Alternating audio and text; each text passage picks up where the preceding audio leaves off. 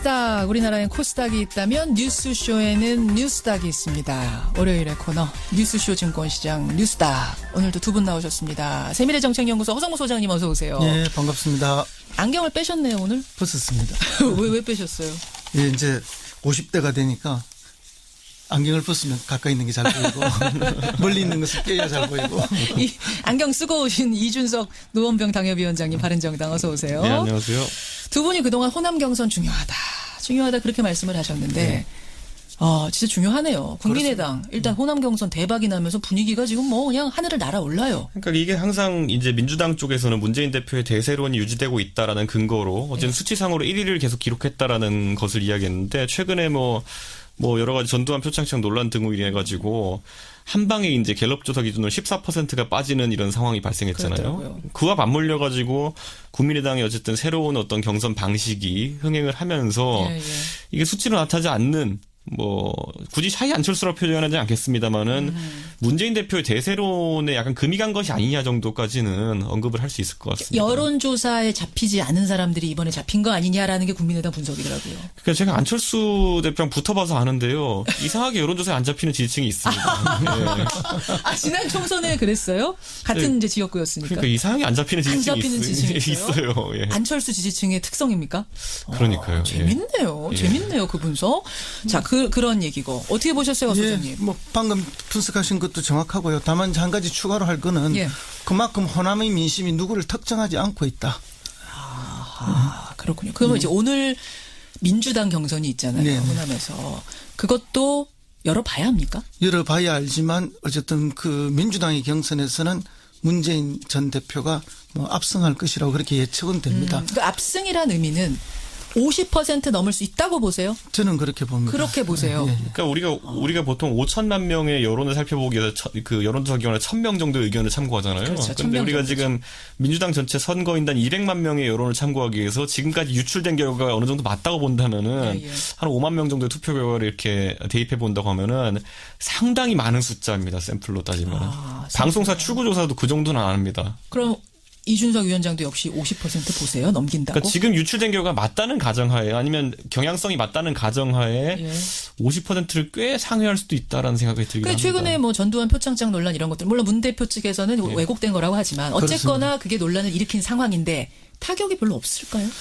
아니면 약간의 타격은 이미 이제 여론조사 지표로 나타났고요. 그럼에도 불구하고 이제 민주당 내 경선에서는 큰 타격은 없을 것이라 보고 어쨌든 어제 국민의당 경선 결과나 오늘 민주당의 경선 결과는 뭔가 하면은 문재인이든 안철수든 누가 과연 정권 교체할 것인가 그리고 누가 호남의 민심에 더 충실할 것인가를 아직은 호남이 완벽하게 결정하지 않고 한번 경쟁해봐라 하는 기회를 주고 있다. 저는 그렇게 봅니다. 한번 붙어봐라. 그래서 저는 문재인 대표의 어쨌든 그 특전사 표창장 논란 같은 경우에는 뭐 별로 영향이 별로 없을 거라 좀 판단하는 게 실제로 제가 그 호남 분들과 얘기해 보니까 뭐 약간 불쾌함을 느끼시는 분들도 자꾸 문재인 대표가 본인의 컴플렉스라 생각해서 그런지 군대 경력을 얘기해서 약간 그게 좀 마음에 걸린다라는 사람이 있어도 진짜 무슨 뭐 전두환 여단장한테 표창 받은 걸 자랑했다고 생각하는 사람은 없는 것 같아요. 그거는 그렇게까지 생각하는 사람은 평소에 그분의 어떤 이런 스탠스나 이런 걸 봤을 때 그렇기 때문에 그런 게 오해가 너무 과도하게 가진 않을 것 같아가지고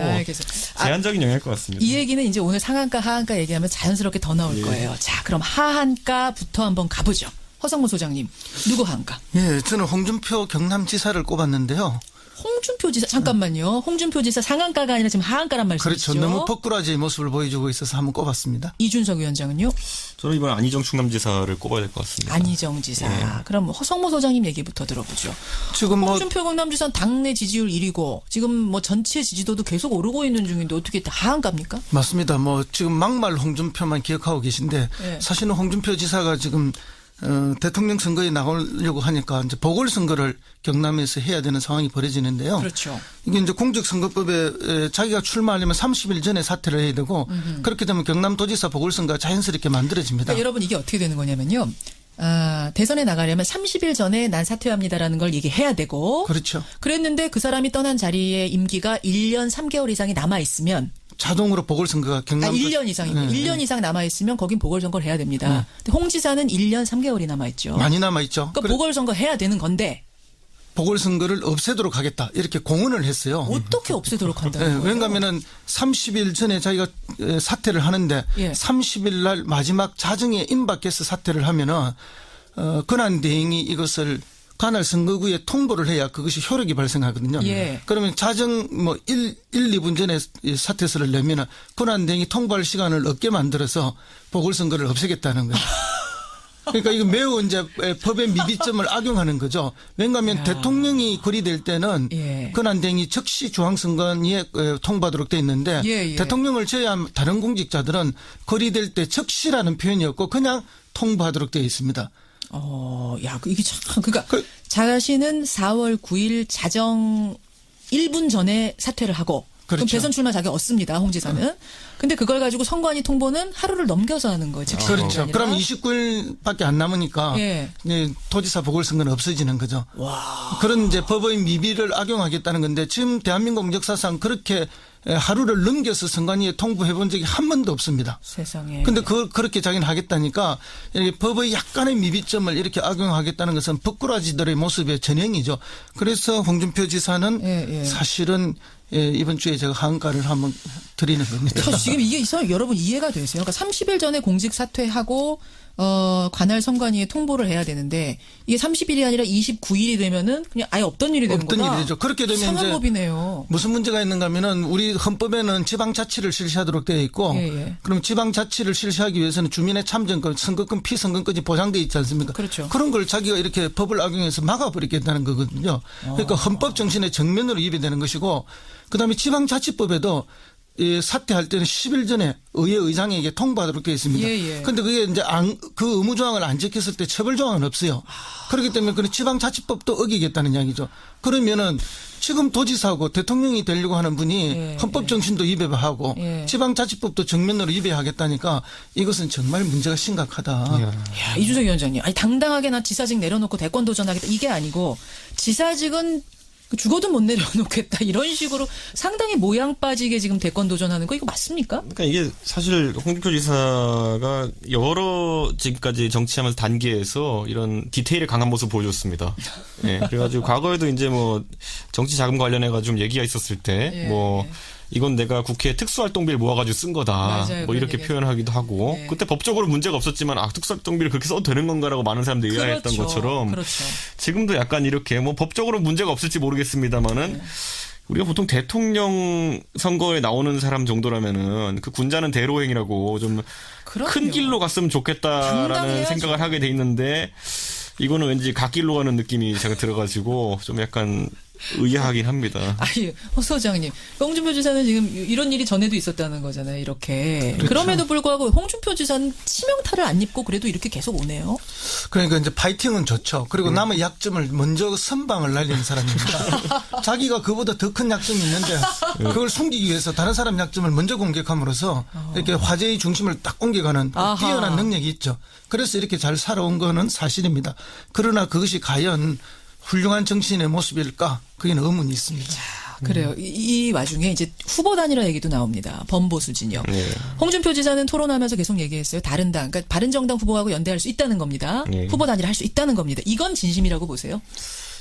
그렇게 해야겠죠. 홍준표 지사 입장에서는. 그렇게 해야지 우선 본인의 후보가 됐을 때 당선 가능성 높일 수 있으니까. 그런데 바른정당 쪽에서는 연대 전제 조건으로 내걸고 있는 것이 진박 팔적 청산이라든지 이런 가시적인 어떤 결과물을 요구하고 있기 때문에 홍준표 지사 그럼 거기에 대해서도 얘기를 해야 되는데 그건 또 진퇴양난입니다. 지금 홍준표 지사가. 왜냐하면 지금 남아있는 어쨌든 자유한국당은 친박 색깔 강한 당이기 때문에 그렇죠. 결국 당원들도 친박 당원들이 많거든요. 그렇죠. 그러면 여기 그 상황에서 진박 청산이니 이런 얘기를 했다가는 후보가 안 될 지경. 왜냐면 아주 친박색이 강한 김진태 후보가 지금 경쟁자로 나와 있기 때문에. 그러니까요. 그 말을 못하는 상황 속에서 바른정당과 연대를 이야기하는 거는 사실 좀 보기에는 좀 안타깝죠. 그 바른정당도 지금 상황이 급하니까 그냥 그쪽 적폐청산, 진박 제외 이런 거 그냥 포기하고 후보 단일화 할 수도 있는 건 아니에요? 근데 그렇게 하기에는 바른정당 입장에서 그러면 왜 나왔냐라는 비판을 받을 수 있기 때문에 왜 분리되었냐? 명분이 없었죠. 정치는 명분인데 근데 이 친박 입장에서는 홍준표가 더 무서울 수도 있어요. 대권을 장악하고 칼을 휘두를 입장에 가면은 오히려 야당이 되는 것보다도 더 무섭게 자기들을 공격할 수도 있다는 두려움을 갖고 있기 때문에 어쨌든 지금 지금 현재로 보면 홍준표 지사가 자유한국당의 대선 후보가 될 가능성이 매우 높지만 높죠.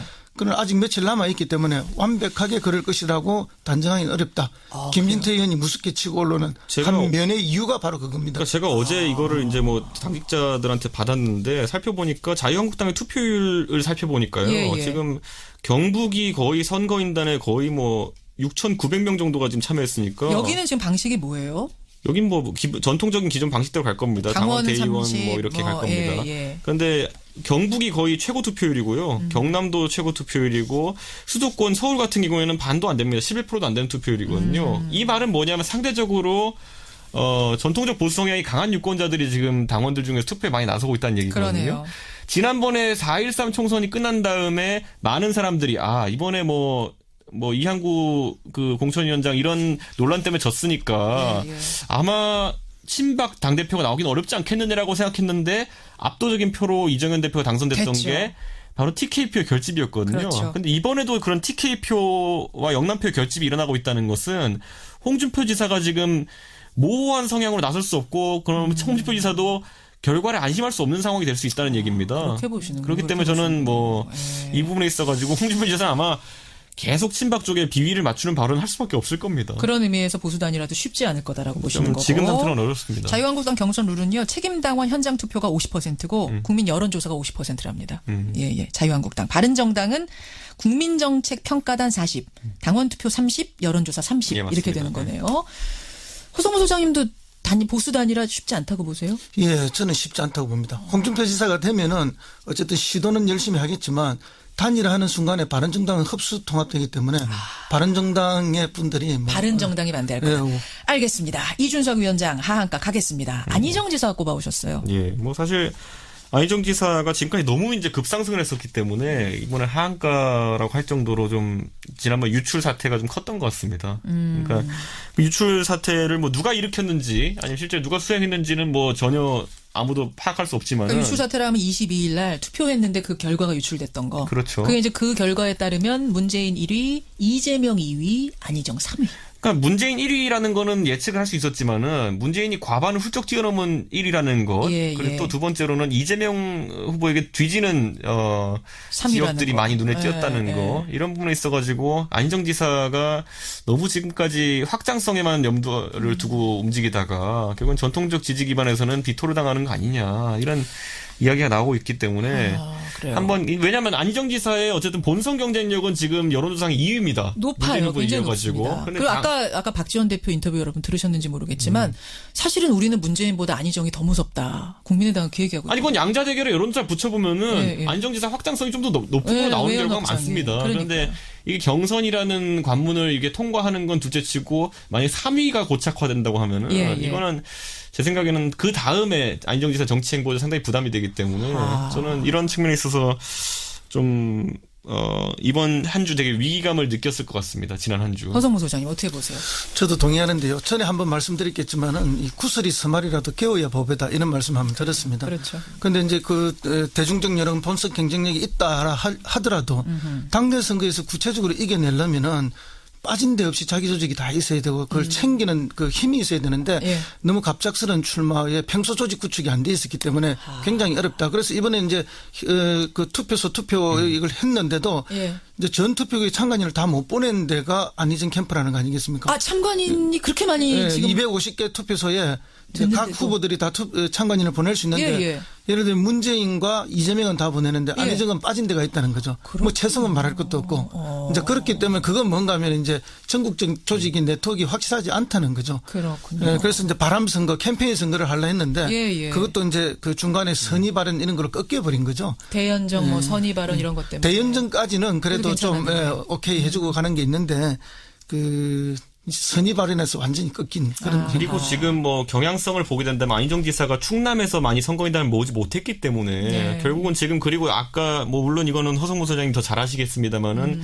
이재명 후보의 지지층이 어딘가가 이제 조금씩 드러나고 있는데 뭐 조직을 단기간에 구축하는 것도 그렇고 기존에 뭐 조직화된 노동자 계층들이 굉장히 많이 돕고 있다는 인상을 받게 되거든요. 그렇게 됐을 때 그럼 그 유권자들이 많이 몰려 있는 곳은 또 어디냐 하면은 결국에 뭐 수도권도 있겠지만은 PK 지역도 많이 몰려 있을 거거든요.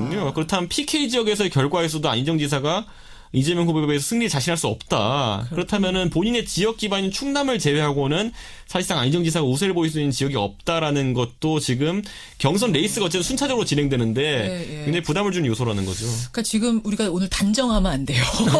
오늘 호남 경선이 있는데 단정하면 안 되고 안희정 지사가 계속 하한가일지 아니면 상한가로 또 바람 일으키면서 치고 올라갈지는 뚜껑 열어봐야 됩니다. 이렇게 정리를 하면서 상한가 가보죠. 허성무 소장님, 상한가. 예, 저는 김수남 검찰총장을 상한가로 잡았습니다. 잠깐만요. 지금 김수남 검찰총장 고민이 굉장히 깊고. 그렇습니다. 고민 깊은 분을 상한가로 잡은 이유가 왜냐하면 온 국민의 관심과 언론의 관심이 김수남 검찰총장의 결단에 가 있죠. 관심주기 때문에. 그래서 한번 잡아봤습니다. 그런데 이게 김수남 검찰총장은요. 어떻게 하든지 간에 예를 들어 박근혜 대통령에 대한 구속 판단을 내리게 된다면은 그럼 본인이 바로 옷을 벗을 거거든요. 네. 뭐 어차피 옷을 벗어야 될 시점에 와 있지 않습니까? 한두 달 차이죠. 그러니까 구속영장 청구해놓고 옷 벗을 거라고요? 그게 오히려 모양새가 사심 없는 모양새가 보이기 때문에 뭐 그게 뭐 누가 압력 때문에 그렇다는 것이 아니라 보통 검찰총장들 같은 경우에는 뭐 그런 판단을 내는 경우가 있거든요. 그런데 그렇게 되면 대국민 호감도는 굉장히 상승할 겁니다. 또 이제 구속영장 청구할까요, 안 할까요? 저는 뭐 이번 주 중으로 반드시 청구해야 하고 할 것이라고 그렇게 할 것이라고 보세요. 이준석 위원장은요? 저도 아마 하게 되지 않을까라는 생각하게 되고. 하게 되지 않을까? 왜 어떤 근거로 그렇게 판단하세요? 구속영장을 청구해야 할 이유는 너무나 많지 않습니까? 차고 넘친다고 흔히 이야기하고 구속영장을 청구하지 않아야 할 이유는 하나도 없는데 유일하게 있다면은 전직 대통령이라 봐줘야 한다는 정치적 고려 하나뿐이지 않습니까? 정치적 고려. 그럼 그 정치적 고려는 누가 합니까? 한교안 총리하고 김수남 총장 두 사람이 하는 거니까.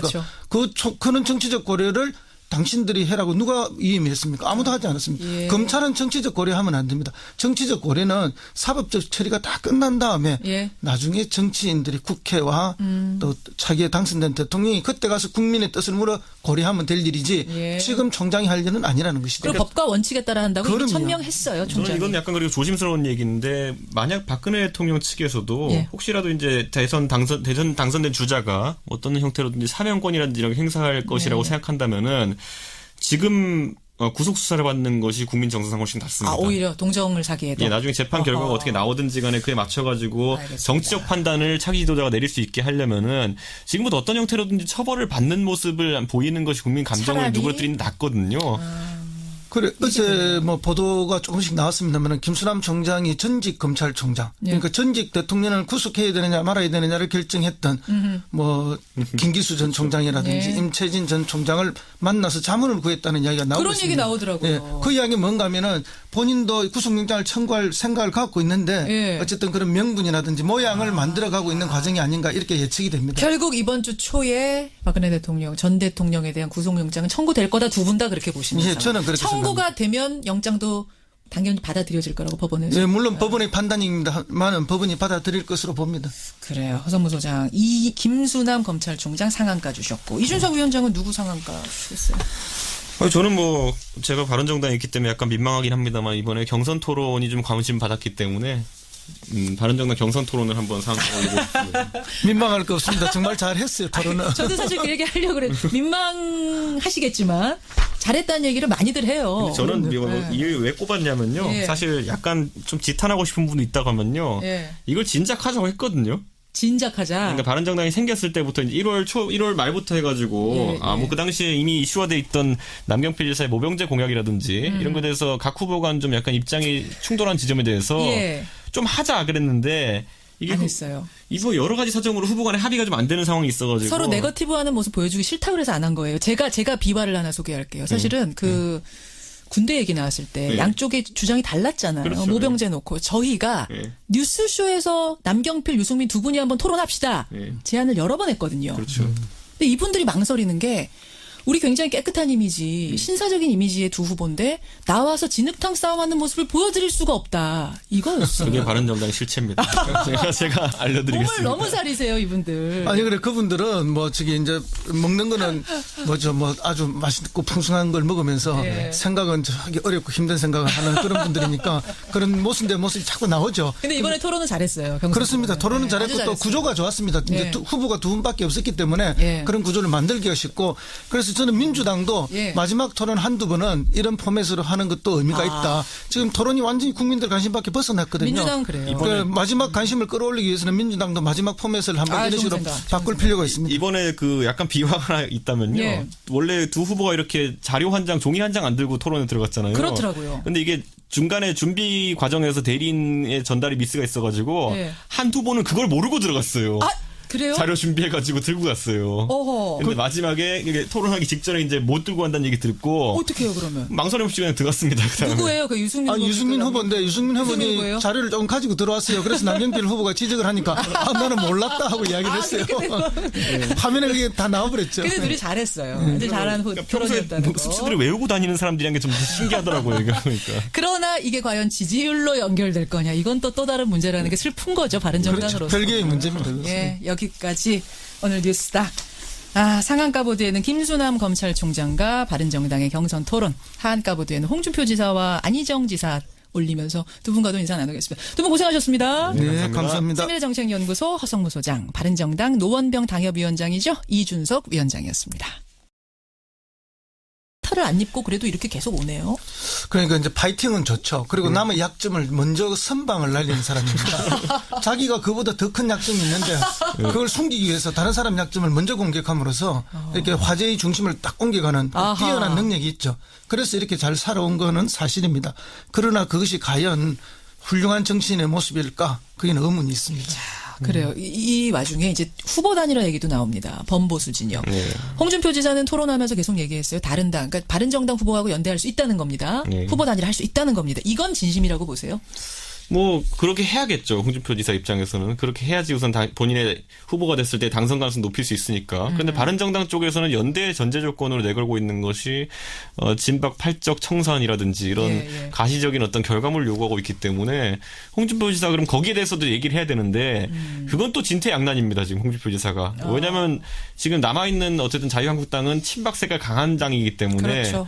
뭐 결국 당원들도 친박 당원들이 많거든요. 그렇죠. 그러면 여기 그 상황에서 뭐 진박 청산이니 뭐 이런 얘기를 했다가는 후보가 안 될 지경. 왜냐하면 아주 친박색이 강한 김진태 후보가 지금 경쟁자로 나와 있기 때문에. 그러니까요. 뭐 그 말을 못하는 상황 속에서 바른정당과 연대를 이야기하는 거는 사실 좀 보기에는 좀 안타깝죠. 그 바른정당도 지금 상황이 급하니까 네. 그냥 그쪽 그 뭐 적폐청산, 진박 제외 이런 거 그냥 포기하고 후보 단일화 할 수도 있는 건 아니에요? 근데 그렇게 하기에는 바른정당 입장에서 그러면 왜 나왔냐라는 비판을 받을 수 있기 때문에.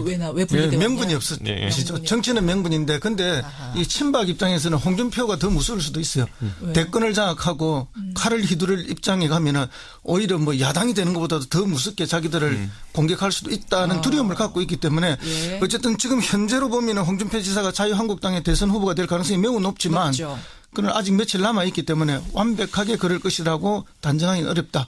김진태 의원이 무섭게 치고 올라오는 한 면의 이유가 바로 그겁니다. 그러니까 제가 어제 이거를 이제 뭐 당직자들한테 받았는데 그 민주당의 경선에서는 문재인 전 대표가 뭐 압승할 것이라고 그렇게 예측은 됩니다. 그 압승이란 의미는 50% 넘을 수 있다고 보세요? 저는 그렇게 봅니다. 그렇게 보세요. 그러니까 우리가 보통 5천만 명의 여론을 살펴보기 위해서 그 여론조사 기관에 1,000명 정도의 의견을 참고하잖아요. 그렇죠. 그런데 우리가 지금 민주당 전체 선거인단 200만 명의 여론을 참고하기 위해서 지금까지 유출된 결과가 어느 정도 맞다고 본다면은 한 5만 명 정도의 투표 결과를 이렇게 대입해 본다고 하면은 상당히 많은 숫자입니다. 샘플로 따지면.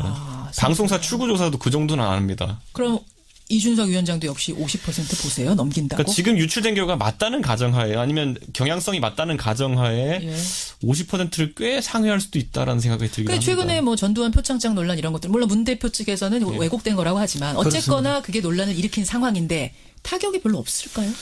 아니면 약간의 타격은 이미 이제 여론조사 지표로 나타났고요. 그럼에도 불구하고 이제 민주당 내 경선에서는 큰 타격은 없을 것이라 보고 어쨌든 어제 국민의당 경선 결과나 오늘 민주당의 경선 결과는 뭔가 하면은 문재인이든 안철수든 누가 과연 정권 교체할 것인가 그리고 누가 호남의 민심에 더 충실할 것인가를 아직은 호남이 완벽하게 결정하지 않고 한번 경쟁해봐라 하는 기회를 주고 있다. 저는 그렇게 봅니다. 한번 붙어봐라. 그래서 저는 문재인 대표의 어쨌든 그 특전사 그 표창장 논란 같은 경우에는 뭐 별로 영향이 별로 없을 거라 좀 판단하는 게 실제로 제가 그 호남 분들과 얘기해 보니까 뭐 약간 불쾌함을 느끼시는 분들도 자꾸 문재인 대표가 본인의 컴플렉스라고 생각해서 그런지 군대 경력을 얘기해서 약간 그게 좀 마음에 걸린다라는 사람이 있어도 아 진짜 무슨 뭐 전두환 여단장한테 표창 받은 걸 자랑했다고 생각하는 사람은 없는 것 같아요. 그거는 그렇게까지 생각하는 사람은 평소에 그분의 그렇죠. 어떤 이런 스탠스나 이런 거 봤을 때 그렇기 때문에 그런 게 오해가 너무 과도하게 가진 않을 것 같아가지고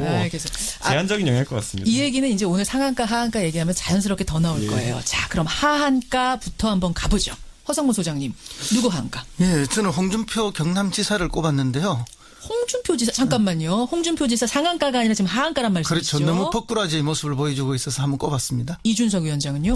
저는 이번 안희정 충남지사를 꼽아야 될 것 같습니다. 안희정 지사. 그럼 허성무 소장님 얘기부터 들어보죠.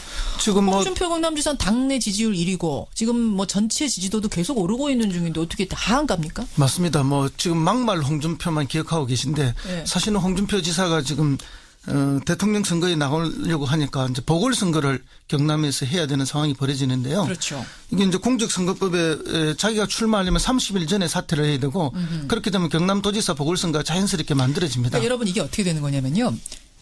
대선에 나가려면 30일 전에 난 사퇴합니다라는 걸 얘기해야 되고. 그렇죠. 그랬는데 그 사람이 떠난 자리에 임기가 1년 3개월 이상이 남아있으면. 자동으로 보궐선거가 경남 1년 이상이고 1년 이상 남아있으면 거긴 보궐선거를 해야 됩니다. 근데 홍 지사는 1년 3개월이 남아있죠. 많이 남아있죠. 그러니까 보궐선거 해야 되는 건데. 보궐선거를 없애도록 하겠다. 이렇게 공언을 했어요. 어떻게 없애도록 한다는 거예요? 왜냐하면 30일 전에 자기가 사퇴를 하는데 30일 날 마지막 자정에 임박해서 사퇴를 하면은 권한대행이 이것을 관할 선거구에 통보를 해야 그것이 효력이 발생하거든요. 그러면 자정 뭐 1, 2분 전에 사퇴서를 내면은 권한대행이 통보할 시간을 없게 만들어서 보궐선거를 없애겠다는 거예요. 그러니까 이거 매우 이제 법의 미비점을 악용하는 거죠. 왜냐하면 대통령이 거리될 때는 권한대행이 즉시 중앙선관위에 통보하도록 돼 있는데 대통령을 제외한 다른 공직자들은 거리될 때 즉시라는 표현이 없고 그냥 통보하도록 되어 있습니다. 이게 참, 그러니까 자신은 4월 9일 자정 1분 전에 사퇴를 하고 그럼 대선 출마 자격 없습니다. 홍 지사는.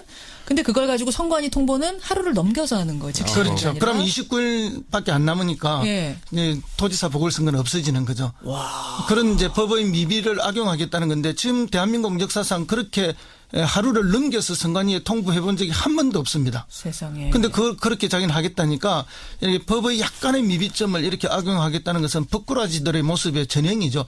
그래서 홍준표 지사는 사실은 이번 주에 제가 하한가를 한번 드리는 겁니다. 지금 이게 여러분 이해가 되세요? 그러니까 30일 전에 공직 사퇴하고 관할 선관위에 통보를 해야 되는데 이게 30일이 아니라 29일이 되면은 그냥 아예 없던 일이 되는 거다. 없던 일이 되죠. 그렇게 되면 이제 법이네요. 무슨 문제가 있는가 하면은 우리 헌법에는 지방자치를 실시하도록 되어 있고 그럼 지방자치를 실시하기 위해서는 주민의 참정권, 선거권, 피선거권이 보장되어 있지 않습니까? 그렇죠. 그런 걸 자기가 이렇게 법을 악용해서 막아버리겠다는 거거든요. 그러니까 헌법 정신의 정면으로 위배되는 것이고 그다음에 지방자치법에도 사퇴할 때는 10일 전에 의회 의장에게 통보하도록 되어 있습니다. 그런데 그게 이제 그 의무 조항을 안 지켰을 때 처벌 조항은 없어요.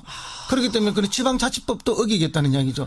그러면은 지금 도지사고 대통령이 되려고 하는 분이 헌법 정신도 위배하고 지방자치법도 정면으로 위배하겠다니까 이것은 정말 문제가 심각하다. 이준석 위원장님, 아니 당당하게 나 지사직 내려놓고 대권 도전하겠다 이게 아니고 지사직은 죽어도 못 내려놓겠다 이런 식으로 상당히 모양 빠지게 지금 대권 도전하는 거 이거 맞습니까? 그러니까 이게 사실 홍준표 지사가 여러 지금까지 정치하면서 단계에서 이런 디테일에 강한 모습 보여줬습니다. 그래가지고 과거에도 이제 뭐 정치 자금 관련해가지고 좀 얘기가 있었을 때 이건 내가 국회 특수활동비를 모아가지고 쓴 거다. 맞아요, 뭐 이렇게 표현하기도 하고 그때 법적으로 문제가 없었지만 특수활동비를 그렇게 써도 되는 건가라고 많은 사람들이 의아했던 것처럼 지금도 약간 이렇게 뭐 법적으로 문제가 없을지 모르겠습니다만은 우리가 보통 대통령 선거에 나오는 사람 정도라면은 그 군자는 대로행이라고 좀 큰 길로 갔으면 좋겠다라는 생각을 하게 돼 있는데 이거는 왠지 갓길로 가는 느낌이 제가 들어가지고 좀 약간 의아하긴 합니다. 아니, 허 소장님, 홍준표 지사는 지금 이런 일이 전에도 있었다는 거잖아요. 이렇게. 그렇죠. 그럼에도 불구하고 홍준표 지사는 치명.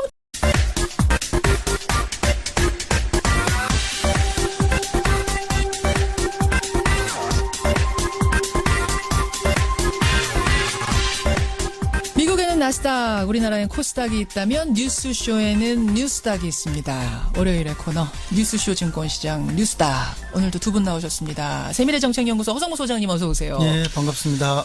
안경을 빼셨네요, 오늘? 벗었습니다. 왜 빼셨어요? 예, 이제 50대가 되니까 안경을 벗으면 가까이 있는 게 잘 보이고 멀리 있는 것을 깨야 잘 보이고. 이 안경 쓰고 오신 이준석 노원병 당협위원장님 바른정당 어서 오세요. 네, 안녕하세요. 두 분이 그동안 호남 경선 중요하다 그렇게 말씀을 하셨는데 네. 진짜 중요하네요. 국민의당 그렇습니다. 일단 호남 경선 대박이 나면서 분위기가 지금 뭐 그냥 하늘을 날아올라요. 그러니까 이게 항상 이제 민주당 쪽에서는 문재인 대표의 대세론이 유지되고 있다라는 근거로 어쨌든 수치상으로 1위를 계속 기록했다라는 것을 이야기했는데 최근에 뭐 여러 가지 전두환 표창장 논란 등으로 인해 가지고 한 방에 이제 갤럽 조사 기준으로 14%가 빠지는 이런 상황이 발생했잖아요. 그렇더라고요. 그와 맞물려 가지고 국민의당이 어쨌든 새로운 어떤 경선 방식이 흥행을 하면서 이게 수치로 나타나지 않는 굳이 차이 안철수라고 표현하지 않겠습니다만은 문재인 대표의 대세론에 약간 금이 간 것이 아니냐 정도까지는 언급을 할 수 있을 것 같습니다. 여론조사에 잡히지 않은 사람들이 이번에 잡힌 거 아니냐라는 게 국민의당 분석이더라고요. 그러니까 제가 안철수 대표랑 붙어봐서 아는데요. 이상하게 여론조사에 안 잡히는 지지층이 있습니다. 네. 지난 총선에 그랬어요? 같은 네. 이제 지역구였으니까. 그러니까 이상하게 안 잡히는 지지층이 있어요. 예. 안철수 지지층의 특성입니까? 그러니까요. 재밌네요. 예. 재밌네요. 그 분석. 자, 그런 얘기고 어떻게 보셨어요, 소장님? 방금 분석하신 것도 정확하고요. 다만 한 가지 추가로 할 거는 그만큼 호남의 민심이 누구를 특정하지 않고 있다. 그렇군요. 그러면 이제 오늘 민주당 경선이 있잖아요. 호남에서. 그것도 열어봐야 합니까? 열어봐야 알지만 어쨌든